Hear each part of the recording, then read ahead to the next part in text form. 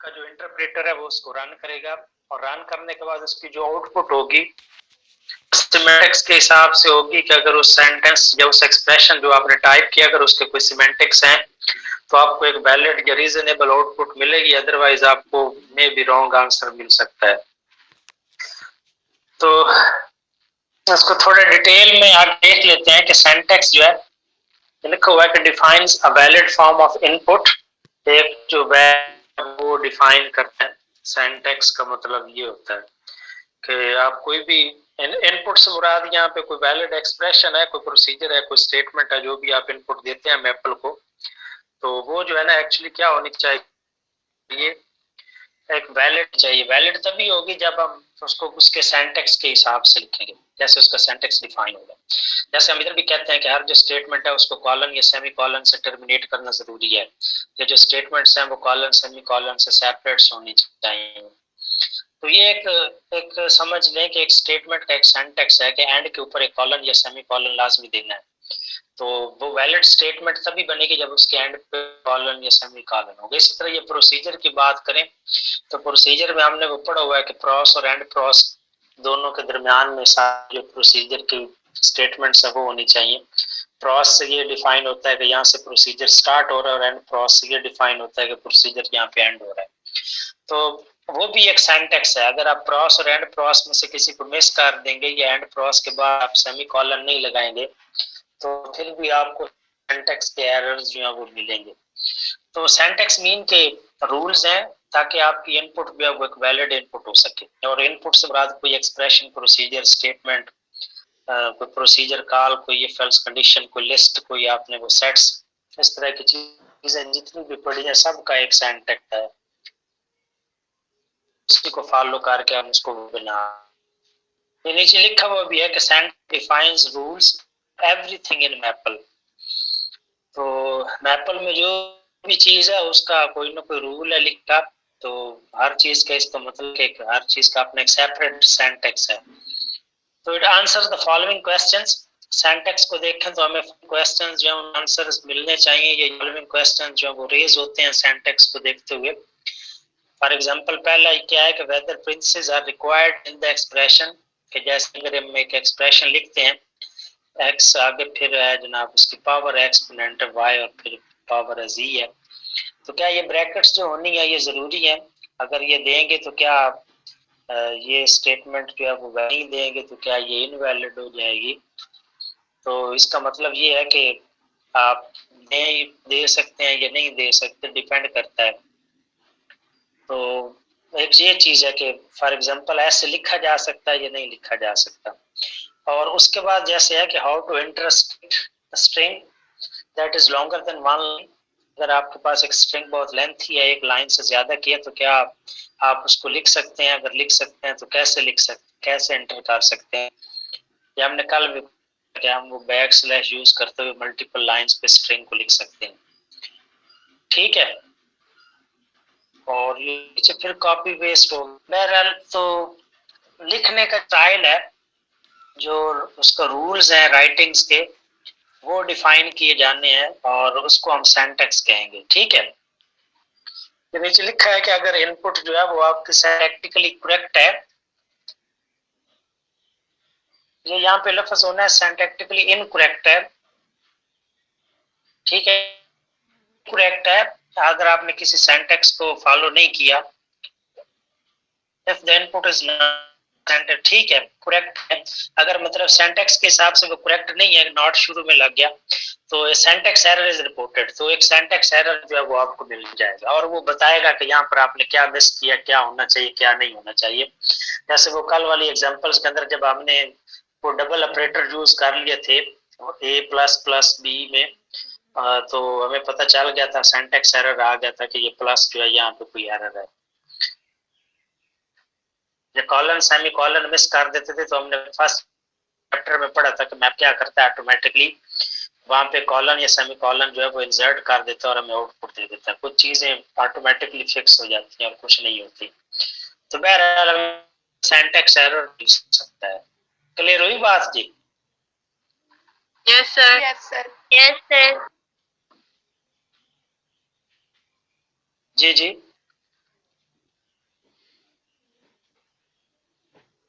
Hello, Yes, sir. Yes, sir. Question था। No, sir. No, sir. No, sir. अच्छा तो यहाँ पे अगर हम देखें तो हमारे पास ये कुछ एग्जांपल्स हैं कि जैसे हमने एडजेसेंट माइनस साइंस जो है वो वैलिड नहीं होते, या तो आप एक लगाते तो इसका मतलब कि एक नेगेटिव इंटीजर है, तो यहाँ पर 2 हमने यूज कर दिया, तो इसका मतलब क्या है कि या तो ये 2 डिफरेंट स्टेटमेंट्स होने चाहिए, या फिर अगर इसको हम बाइनरी ऑपरेटर के तौर पे यूज करें तो लेफ्ट और राइट जिनको आप सब्ट्रैक्ट कर रहे हैं नंबर्स को वो होने चाहिए। तो यहाँ पे चूंकि जस्ट एक ही ऑपरेंड है तो इसका मतलब है कि एक ही ऑपरेटर जो है वो जरूर वो ठीक है, बाकी दूसरा नहीं हो सकता। तो ये नीचे आप देख रहे हैं कि सिंटैक्स एरर लिखा हुआ आ रहा है, ये बता रहा है कि लाइन नंबर 29 के ऊपर सिंटैक्स एरर है और वो अनएक्सपेक्टेड ये वाला सिंबल है, तो ये आपने जो है ना वो गलत दिया है, तो उस वजह से ये एरर आ रहा है। ये भी एक रूल है ऑपरेटर्स लिखते वक्त कि अगर बाइनरी ऑपरेटर्स है तो उसके 2 ऑपरेंड होने चाहिए, यूनरी ऑपरेटर है तो उसका एक ऑपरेंड होना चाहिए। तो ये जो नेगेटिव और प्लस 2 ऑपरेटर्स होते हैं ये एज ए बाइनरी भी यूज किए जा सकते हैं और यूनरी भी। नेगेटिव पॉजिटिव इंटीजर को शो करने के लिए भी हम यूज कर सकते हैं, 2 नंबर्स को ऐड और सम करने के लिए भी यूज कर सकते हैं। तो यहाँ पे अगर चूंकि सिंगल ऑपरेंड है तो एक्सपेक्ट किया जा सकता है कि आप इसको पॉजिटिव या नेगेटिव करने के लिए यूज कर रहे थे, लेकिन ये माइनस दूसरा है, ये पता नहीं क्यों लगा, गलती से लगा या जो है, तो इससे ये सिंटैक्स आ गया। और इसी तरह अगर हमारे पास फ्लोटिंग पॉइंट नंबर्स की बात करें तो उसके भी डिफरेंट फॉर्मेट्स हो सकते हैं राइट करने के, तो ये भी रूल्स हैं कि अगर आपने कुछ इस तरह के नंबर्स लिखने हैं तो आप उसको मुख्तलिफ वेज में लिख सकते हैं। ये यहाँ पे 3 डिफरेंट जो है वो वेज हैं, 3 डिफरेंट एग्जांपल्स दी हुई हैं, और ये लिखा हुआ है कि नीचे you must place at least 1 digit between the decimal point, और ये जो ई आप लिखते हैं इसके दरमियान में एक डिजिट का होना जरूरी है, ये आगे देखेंगे। जैसे ये ई है और इससे पहले ये है, तो आगे आ जाते हैं एग्जांपल्स इसकी। तो ये रूल्स है मतलब लिखने के, आप इसको फॉलो करेंगे तो आपका जो कोड है वो एग्जीक्यूट भी होगा और आपको उसकी जो आउटपुट है वो भी करेक्ट फॉर्म में मिलेगी, जिसका सिंटैक्स भी ठीक होगा और सिमेंटिकली भी वो ठीक होगा।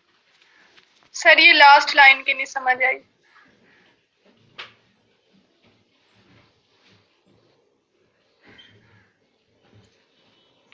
देखें ये जब हम लिखते हैं ना इसको ये ई के हिसाब से, ये जो कैपिटल कर लें, ये इसको स्मॉल में कर लें, तो इससे पहले और फ्लोटिंग पॉइंट के दरमियान एक डिजिट का होना जरूरी है, 2.3 और आगे ये या 0 डाल दें या 1 या जो भी आपने नंबर लिखना है उस हिसाब से, तो एक डिजिट जो है वो होना यहाँ पे जरूरी है। ठीक है, एटलीस्ट 1 डिजिट बिटवीन, ये सेंटेंस कंप्लीट नहीं है, बिटवीन द डेसिमल पॉइंट और उसके बाद ये जो कैरेक्टर ई है इसके दरमियान में एक डिजिट का होना जरूरी है। तो ये बिटवीन का लफ्ज इसलिए इस्तेमाल हुआ और आगे यहाँ से मिस है, ये करेक्शन कर लें आप।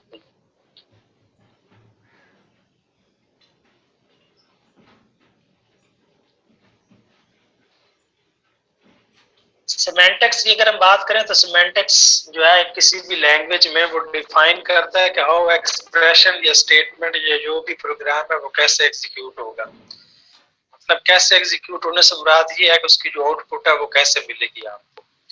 तो आप क्या किसी इनपुट एक्सप्रेशन को देख के क्या मीनिंग जो है वो आप उससे लेते हैं कि इसकी आउटपुट क्या होगी। जैसे फॉर एग्जांपल नीचे दिया हुआ है कि अगर हमारे पास एक x डिवाइडेड बाय 2 फिर आगे मल्टीप्लाइड बाय z है, क्या ये वाला एक्सप्रेशन और दूसरा एक्सप्रेशन x डिवाइडेड बाय आगे प्रिंसेस के अंदर 2 स्टारिक z, क्या ये दोनों इक्वल्स हैं या इक्वल्स हो सकते हैं, इनकी जो आउटपुट है वो सेम आ सकती है या नहीं आ सकती।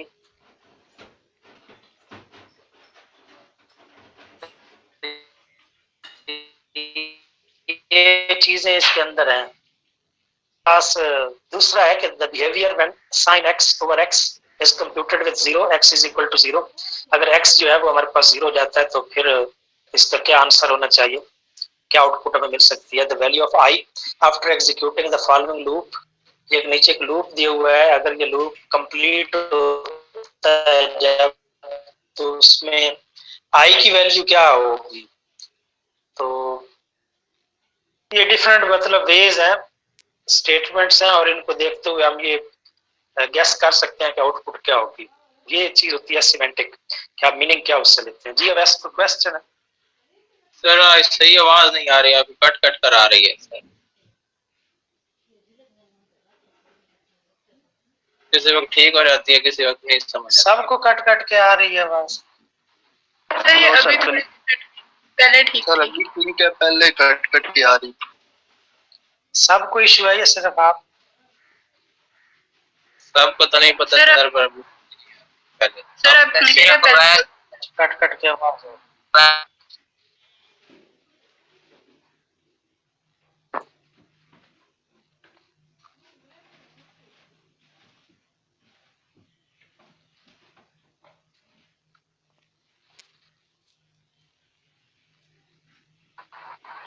सर अब क्या बात?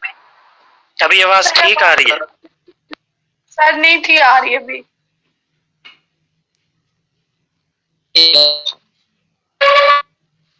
अच्छा एक एक एक मिनट होल्ड।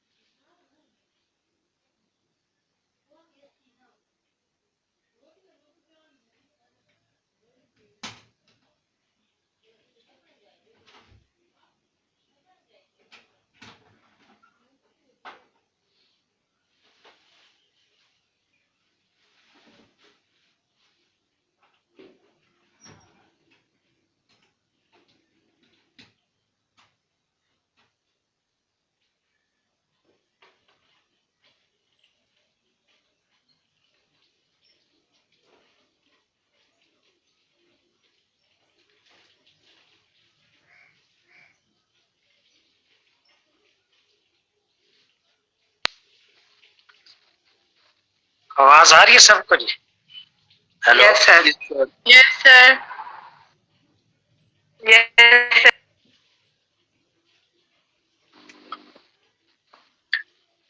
अच्छा तो हम बात कर रहे थे सिमेंटिक्स की। सिमेंटिक्स से मुराद क्या मीनिंग आप किसी स्टेटमेंट से लेते हैं, या जब वो एग्जीक्यूट होगी स्टेटमेंट तो उसकी आउटपुट क्या होगी। तो ये कुछ नीचे एग्जांपल्स दी हैं, क्वेश्चंस हैं वैसे ही जैसे वो सिमेंटिक्स के थे। तो मतलब आप इनको देख के चेक कर सकते हैं कि क्या ये इक्वल्स हैं पहले में, और दूसरे में क्या बिहेवियर होगा, आउटपुट हमें क्या मिलेगी जब x जो है वो इज इक्वल टू 0। तो इसी तरीके से अगर कोई लूप लगाया जाता है तो लूप में ये जो आइटरेटिव वेरिएबल आई है यहाँ पे, इसकी वैल्यू क्या होगी, मतलब ये कहाँ से स्टार्ट होगा, कहाँ पे जाके टर्मिनेट होगा, वगैरह वगैरह। तो ये एक लूप की स्टेटमेंट है। हमने वो मैथमेटिका में भी लूप पढ़े थे, यहाँ पे भी ये लूप है और इसको ऐसे करके लिखा जाता है फॉर, और आगे आई आइटरेटिव वेरिएबल है जिसकी वैल्यू जो है वो फ्रॉम 1 to 5 है, कि ये 1 से स्टार्ट होगी और 5 तक जाएगी, मतलब ये 5 टाइम जो है वो लूप चलेगा। और इस लूप में हम डू और एंड डू के दरमियान में वो सारी स्टेटमेंट्स हैं जो एग्जीक्यूट होनी है। और ये सिर्फ हम क्या कर रहे हैं, प्रिंट कर रहे हैं आई की पावर 2 है। तो फर्स्ट टाइम ये 1 का स्क्वायर, 2 का स्क्वायर, 3 का, 4 का और 5 का हमें आउटपुट में मिलेगा। ठीक है, तो बहरहाल ये सिमेंटिक्स का जो कंसेप्ट है वो मीनिंग से है या आउटपुट से है? तो सर इन दोनों की सेम मीनिंग है ना, x/2z, और दूसरा जो पैरेंथेसिस में भी लिखा हुआ है सेम ही मतलब आउटपुट मिलेगी हमें।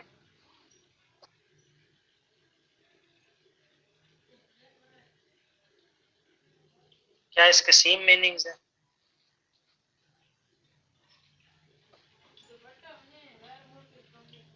जी सर आवाज कट रही थी, क्या बोला?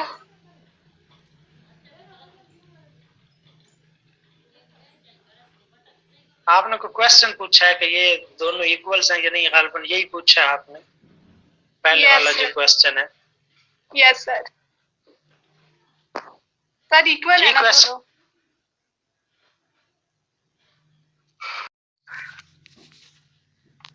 Okay sir. हाँ, जैसे अगर ये है तो इसमें अगर हम x और z की वैल्यू हम 2 रख लें तो ये 2/2 हो जाएगा और मल्टीप्लाइड बाय 2, तो आप देख लें इसका क्या आंसर आता है। ठीक है, तो इसका आंसर 2/2 का 1 और फिर 2 से मल्टीप्लाई करेंगे तो 2 आंसर आ जाएगा। अगर हम इसकी बात करें तो पहले जो है वो प्रिंसेस वाला एक्सप्रेशन सॉल्व होता है, तो ये 2/2 4 हो जाएगा और x की वैल्यू 2 है तो 2/4 1/2 आंसर आ जाएगा। तो इसका मतलब है कि दोनों जो है ये प्रिंसेस की वजह से इक्वल्स नहीं हो सकते, सिमेंटिकली ये दोनों डिफरेंट है। ठीक है, ओके सर। जी सर। तो फिर उन्होंने इक्वल क्यों लिखा हुआ है? यस सर, फिर तो अनइक्वल होना चाहिए। समझ नहीं आई बात की। सर उन्होंने फॉर एग्जांपल में इक्वल फिर क्यों लिखा हुआ है? नहीं, ये वेदर है ना, क्वेश्चन मार्क्स है कि वेदर ये जो दो एक्सप्रेशन है इक्वल्स टू दिस, क्या ये एक्सप्रेशन और ये एक्सप्रेशंस जो है वो इक्वल्स हैं। ठीक है, ये जो चीज है ये तो ऑप्शन पूछ रही है ना, क्वेश्चन है, इक्वल्स नहीं है। बहर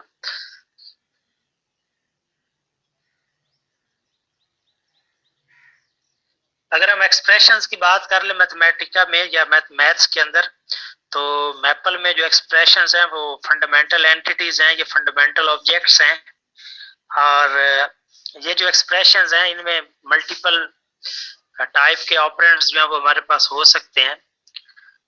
जो एक एक्सप्रेशन जो है वो इन डिफरेंट चीजों से मिलकर जो है वो बनाया जा सकता है, जिनमें हमारे पास कुछ कांस्टेंट हो सकते हैं, कुछ ऑपरेटर बेस्ड एक्सप्रेशंस हो सकते हैं, और कुछ हमारे पास डाटा स्ट्रक्चर्स हो सकते हैं, और फंक्शन कॉल्स हो सकती हैं। अब कांस्टेंट से मुराद हमारे पास नंबर्स हैं, सारे डिजिट्स हैं या स्ट्रिंग कांस्टेंट्स वगैरह हैं, और ऑपरेटर बेस्ड एक्सप्रेशन में जिनमें हमारे पास कोई प्लस माइनस डिवीजन मल्टीप्लिकेशन वगैरह के ऑपरेटर जो वो आते हैं, और जैसे a प्लस बी का ये एक ऑपरेटर बेस्ड एक्सप्रेशन होगा। और ऊपर कांस्टेंट वाली एग्जांपल में तो जस्ट अगर हम 95 इनपुट में देते हैं तो हमें आउटपुट में भी 95 मिल जाएगा। अगर हम डबल कोटेशन के अंदर कोई स्ट्रिंग देते हैं लेट से पाकिस्तान, तो आउटपुट में भी हमें पाकिस्तान मिल जाएगा। तो कांस्टेंट इवैल्यूएट्स नहीं होते, जो आप इनपुट देते हैं वही आउटपुट में हमें मिल जाता है। और ऑपरेटर बेस्ड जो एक्सप्रेशंस हैं वो जैसे a plus B, a minus B, कोई a पावर 2 है, तो इस तरह की चीजें, तो ये इवैल्यूएट होंगे और हमें रिजल्ट इसका मिलेगा। और फिर हमारे पास एक्सप्रेशंस हैं जिनमें डाटा स्ट्रक्चर यूज होते हैं। डाटा स्ट्रक्चर से मुराद यहाँ पे सेट्स हैं, यहाँ पे लिस्ट हैं, यहाँ पर एरेज हैं, यहाँ पे टेबल्स हैं। तो ये सारे जो डाटा स्ट्रक्चर्स हैं जिनमें हम डाटा स्टोर कर सकते हैं या रिट्राइव कर सकते हैं। और लास्ट वन जो है हमारे पास फंक्शन कॉल्स हैं। फंक्शन कॉल्स जैसे आप फंक्शन का नेम लिख के आगे प्रिंसेस में कुछ आर्गुमेंट दे के फंक्शन को कॉल करते हैं, तो हमें उसका जो रिजल्ट है वो मिल जाता है, फंक्शन कोई ऑपरेशन परफॉर्म करके हमें आउटपुट में देता है। तो फंक्शन कॉल भी एज एक्सप्रेशन हम यूज कर सकते हैं। और इसी तरह जो प्रोसीजर्स हैं या मॉड्यूल्स हैं जिनको हम खुद डिफाइन करते हैं, वो भी हमारे पास एक एक्सप्रेशंस के तौर पे कंसीडर होते हैं। ठीक है, यस सर। सर लिस्ट हमारे पास, सर लिस्ट हमारे पास डाटा स्ट्रक्चर में आती है।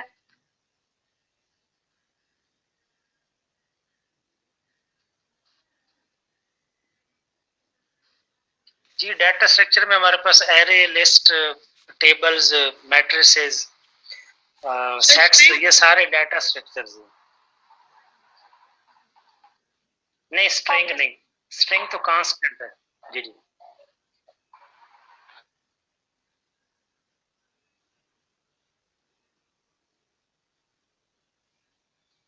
अगर हम जस्ट कांस्टेंट्स को देखें तो हमारे पास जो कांस्टेंट्स हैं मैपल के अंदर दो तरह के हो सकते हैं। एक वो है जिनको हम सिंबॉलिक कहते हैं और दूसरे वो है जिनको हम न्यूमेरिक कहते हैं। ठीक है, सिंबॉलिक कांस्टेंट ऐसे कांस्टेंट है मतलब जैसे वो पाई की वैल्यू वाली बात है, पाई है तो उसकी एक कांस्टेंट वैल्यू है 3.14 डिफाइंड है। तो इस तरह के जो सिंबल्स मैथ में यूज होते हैं जिनकी कोई डिफाइंड वैल्यू हो उन्हें हम सिंबॉलिक कांस्टेंट्स कह सकते हैं। और अगर हमने ये चेक वगैरह करना हो कि इस वक्त मैपल सेशन के अंदर कितने जो हैं वो कांस्टेंट्स अवेलेबल हैं या यूज हो रहे हैं, तो वो फिर हम कांस्टेंट की कमांड से चेक कर सकते हैं।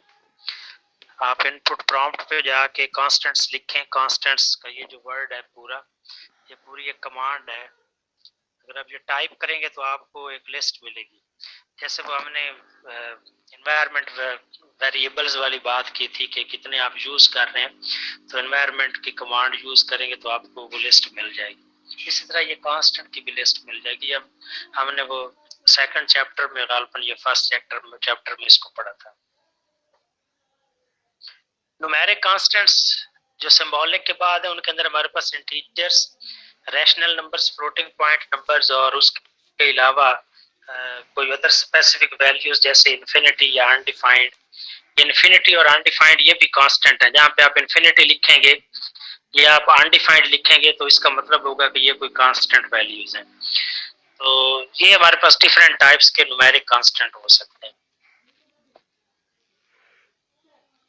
इंटीजर से मुराद आपके पॉजिटिव नेगेटिव इंटीजर्स हो सकते हैं, रैशनल नंबर्स हैं जो मतलब ए और बी की फॉर्म में आप लिखते हैं सारे, फ्लोटिंग पॉइंट नंबर्स हैं विद डेसिमल पॉइंट, और इसी तरह ये बाकी इन्फिनिटी और अनडिफाइंड वैल्यूज ये वाले।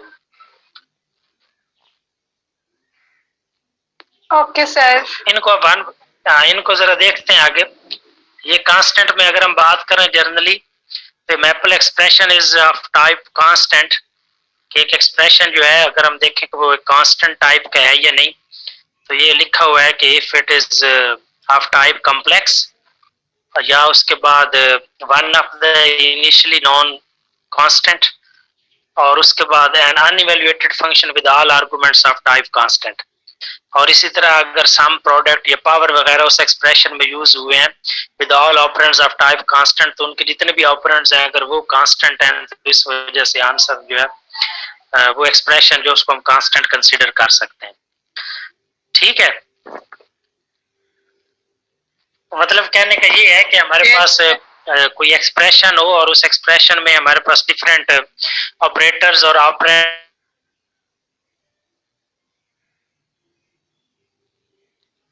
और वैल्यूज हो सकती हैं। तो अगर एक एक्सप्रेशन है और उसको ये चेक करना हो कि वो कांस्टेंट है या नहीं, तो अगर उसमें ये कंडीशंस फिलफुल होती हैं तो इसको हम कह सकते हैं कि वो एक कांस्टेंट एक्सप्रेशन है।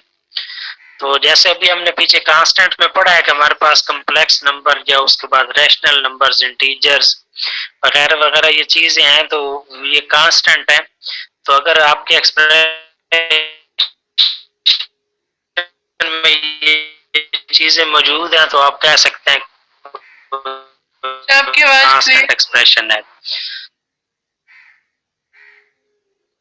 जो उसका कांस्टेंट आर्गुमेंट है। तो इसी तरीके से ये एफ वाला जो है ये भी एक प्रोसीजर है और इसमें भी दोनों जो है वो कांस्टेंट दिए हुए हैं। तो ये वाली जो बात जो यहाँ पे लिखी हुई है कि an unevaluated function with all arguments of the type constant, जिसमें सारे जो है ना वो कांस्टेंट टाइप के आर्गुमेंट्स हों। तो इसी तरीके से ये एक्स पी और गैमा भी एक कांस्टेंट है और 4 और पाई जो है ये दोनों कांस्टेंट है, सिंबॉलिक का दूसरा इंटीजर है। ये 3 प्लस आई है, एक कॉम्प्लेक्स नंबर है और इस तरीके से 2 स्टार गैमा वगैरह। तो ये सारे ऐसे एक्सप्रेशंस हैं जिनके अंदर कांस्टेंट वैल्यूज यूज हुई हैं। तो इस वजह से हम इसको कह सकते हैं कि ये सारे कांस्टेंट एक्सप्रेशंस हैं। ठीक है, में से वन टाइप कॉम्प्लेक्स कौन सी है? ये जो 3 प्लस आई है ये वाली? हाँ जी, ये वाली। इसमें आई जो है इसको हम कॉम्प्लेक्स नंबर्स के लिए ये कैपिटल आई जो है ये मैपल के अंदर शो होता है। Okay sir.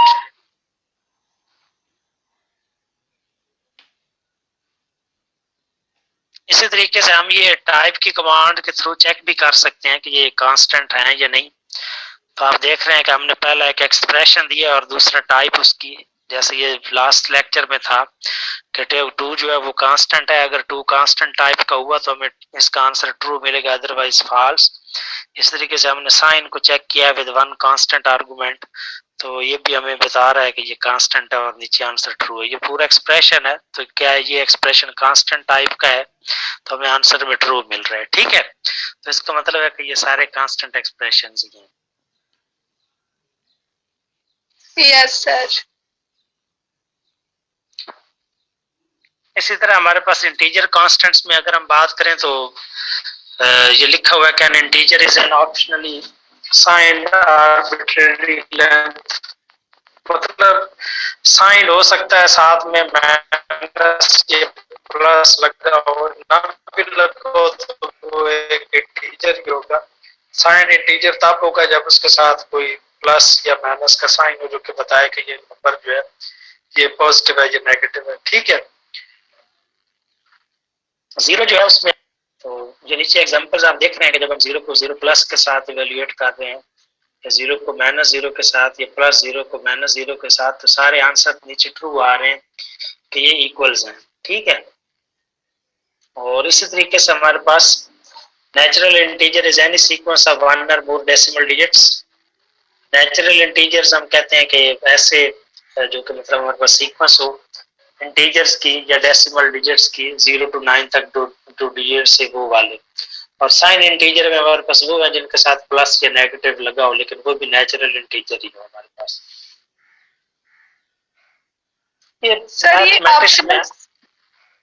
सर ये ऑप्शनल साइड में सिर्फ जीरो ही आता है ना, ऑप्शनल साइड में, क्योंकि बाकी तो अफेक्ट करते हैं अगर 1 और 2।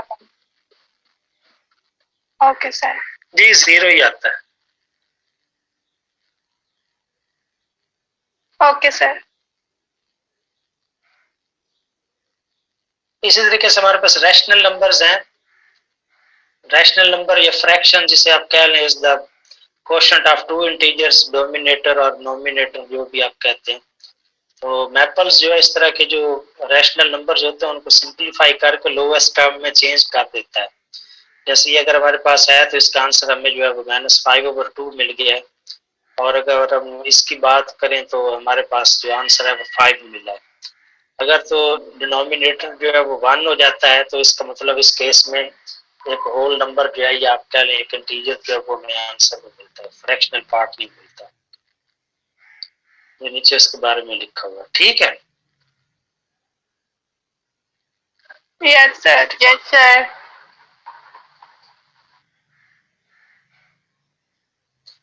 तो इसी तरीके से हम इसकी जो टाइप है वो टाइप की कमांड से चेक कर सकते हैं कि एक्सप्रेशन की कि वो फ्रैक्शन है या नहीं। तो हमें आगे उसकी टाइप यहाँ पे फ्रैक्शन देनी होगी, जैसे हम इंटीजर के लिए या कांस्टेंट के लिए उसकी वो लिखते हैं, या स्ट्रिंग के लिए स्ट्रिंग लिखते थे। तो हमें देख रहे हैं कि नीचे हमें जो है ना वो ट्रू मिल रहा है, क्योंकि x जो है x के अंदर हमने 4/6 एक फ्रैक्शनल नंबर जो है वो स्टोर करवाया हुआ है, तो इस वजह से नीचे जो है वो आंसर ट्रू मिल रहा है। तो इसको हम फ्रैक्शनल या रैशनल भी कह सकते हैं, इसकी टाइप रैशनल भी हो सकती है, तो इसको भी टाइप की कमांड आइडेंटिफाई करती है। तो दोनों वेज में आप इसको चेक कर सकते हैं, फ्रैक्शनल या रैशनल दोनों देके। जी जी सर ये सेकंड लाइन रिपीट कर दें, द टाइप कमांड वाली। कौन सी line? Second line? Yes sir. हाँ, ये लिखा हुआ द टाइप ऑफ फ्रैक्शन, मतलब एक फ्रैक्शनल एक्सप्रेशन है ना, तो उसकी टाइप क्या होगी? वो फ्रैक्शन होगी। पहली लाइन तो ये बता रही है, और फिर सेकंड ये है कि टाइप है कि ये एक्सप्रेशन जो है वो फ्रैक्शनल है या नहीं है। तो लिखा हुआ the type command also accepts the composite type name rational, कि रैशनल उसका अल्टरनेटिवली हम रैशनल भी यूज कर सकते हैं। तो फ्रैक्शन या रैशनल दोनों हम टाइप के थ्रू इस एक्सप्रेशन को चेक कर सकते हैं और उसका आंसर हमें इक्विवेलेंट मिलेगा, ट्रू ट्रू है दोनों के अंदर। Yes sir. ठीक है सर, काफी है। Yes sir. Yes sir. ये कंप्लीट होने वाला। इसी तरीके से हमारे पास डेसिमल नंबर्स हैं, जिनके अंदर हमारे पास साइंड फ्लोट या अनसाइंड फ्लोट नंबर्स हो सकते हैं, ये जस्ट ऐसे नंबर्स जिनमें डॉट आता हो या फ्लोटिंग पॉइंट आता हो। तो ये कुछ उसकी फॉर्म्स लिखी हुई हैं कि ये इस तरह के हो सकते हैं। नेचुरल इंटीजर हो सकता है, फिर उसके बाद ये फुल स्टॉप कह लें या फ्लोटिंग पॉइंट कह लें। फिर दूसरा नेचुरल इंटीजर हो सकता है, या एक ही नेचुरल इंटीजर हो सकता है, फिर उसके बाद फुल स्टॉप और आगे कुछ ना हो, पहले कुछ ना हो और उसके बाद ये फ्लोटिंग पॉइंट और मतलब ये कुछ जो है ना उसके लिखे हुए हैं, फॉर्मेट्स लिखे हुए हैं, या सेंटेक्स कह लें उसका लिखा हुआ है कि अगर इस वे में ये लिखे होंगे तो इसको करेक्ट कंसीडर किया जाएगा, अदरवाइज करेक्ट होंगे। तो natural is a natural integer and exponent is the suffix containing the letter E, मतलब डॉट के बाद कोई ऐसा होगा जिसमें ई या कैपिटल ई या स्मॉल ई वगैरह शामिल होंगे। ठीक है, sign integer with no space between, मतलब ई और उस इंटीजर के दरमियान कोई स्पेस नहीं होनी चाहिए, ये मतलब कंबाइंड लिखे होने चाहिए। इसको देख लीजिएगा, ये कुछ एग्जांपल्स हैं इसकी दी हुई। तो यहाँ पे आप ये देख रहे हैं कि ये 1.2 वो नेचुरल इंटीजर, फिर डॉट, फिर नेचुरल इंटीजर, इस तरीके से ये साइन इंटीजर और डॉट है। इसके बाद कोई फॉर्मेट्स जो है उनको यहाँ पे ये ई के साथ लिखे हुए हैं, और आप देख रहे हैं कि डॉट और ई के दरमियान में जो है ना वो एक फुल स्टॉप और ई के दरमियान एक डिजिट्स जो है वो यहाँ पे भी अवेलेबल है। या अगर फ्लोटिंग पॉइंट ना हो तो फिर आप E2 ऐसे करके डायरेक्ट लिख सकते हैं। ठीक है, फर्स्ट स्टेटमेंट लिखी हुई है कि अगर हमारे पास मल्टीपल ऑपरेंड्स हैं एक अरिथमेटिक एक्सप्रेशन के अंदर, लाइक जैसे हम कह लें a प्लस बी, अगर एक एक्सप्रेशन है तो इसमें b जो है वो एक फ्रैक्शनल नंबर है, लेट्स से वो 5/7 है, तो एक फ्रैक्शनल पार्ट हो जाए और फ्लोटिंग पॉइंट वाली वैल्यू हो जाए, और दूसरा जो है वो इंटीजर या कोई और हो जाए, तो जब उसको इवेल्युएट किया जाएगा तो वो फ्लोटिंग पॉइंट में उसका ऑटोमेटिकली आंसर आएगा। समझ आई बात की? जैसे 1 + 3.5 करें तो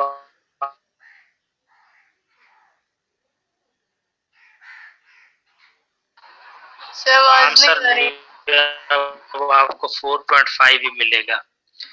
तो ये पहला जो पॉइंट है, जो अगर हमारे पास कोई ऐसा फंक्शन है, प्रोसीजर है, वो इंटीजर है, एक फ्लोटिंग पॉइंट है, तो उसका जो आंसर है वो भी आपको फ्लोटिंग पॉइंट के अंदर ही मिलेगा।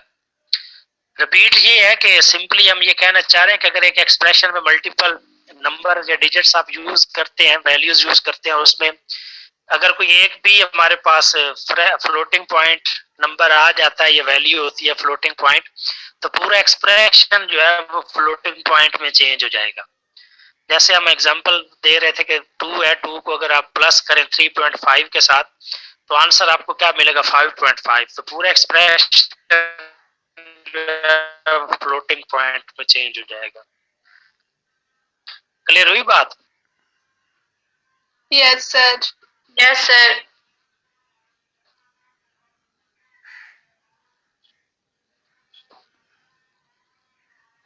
इसी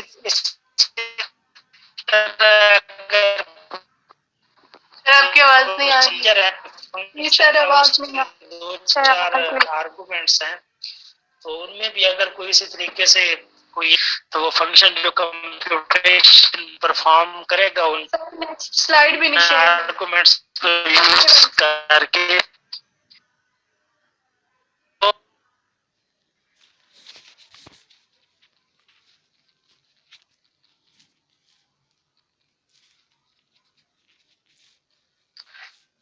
चलो ठीक है, आवाज नहीं आ रही है।